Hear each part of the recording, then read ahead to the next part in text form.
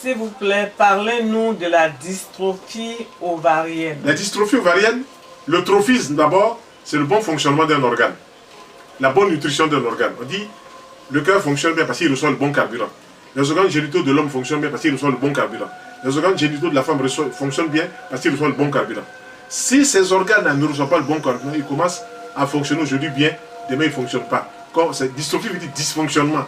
Vous mettez votre main sur l'interrupteur, vous allumez, vous éteignez. Et puis à moins quand vous allumez, ça ne s'allume plus, ça s'éteint, ça s'allume, ça le dysfonctionnement.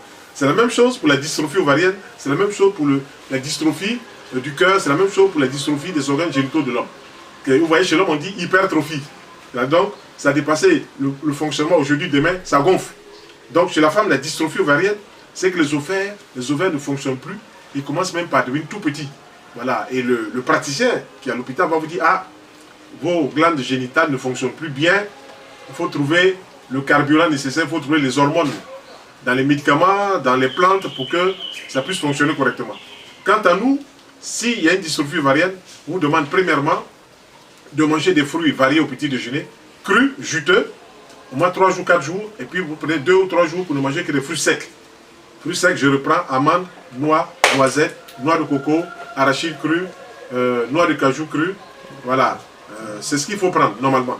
Ensuite, à midi, les jus de légumes, le soir des jus de légumes en insistant sur l'oignon, sur la carotte, sur les concombres, sur les choux, sur les poivrons, sur les céleri branches, sur les céleri raves, sur les oignons verts, sur la betterave rouge. Si vous pouvez avoir tous ces légumes crus, hachés, avec de la bonne huile d'olive, de la bonne huile de tournesol, de la bonne huile de colza, ce serait vraiment l'idéal. Ne mettez pas du jus de citron, mettez juste une petite cuillère de vinaigre de cidre, c'est tout. Ou bien une petite cuillère de vinaigre de Xerex, ou bien une petite cuillère de vinaigre balsamique. Laissez le citron de côté, parce que lui, il est bon, quelquefois, en dehors des repas, mais quand on le met par exemple sur la viande, il crée un autre problème. Quand on met le citron sur le riz, il crée un autre problème. Vous voyez les femmes, par exemple, qui font au Sénégal ou en Côte d'Ivoire, un peu, ils font le riz qu'on appelle le tchèp. Ce tchèp-là pose problème parce qu'elles mettent du citron sur le riz. Or, le citron qui est mis sur le riz provoque des fermentations ultra intestinales.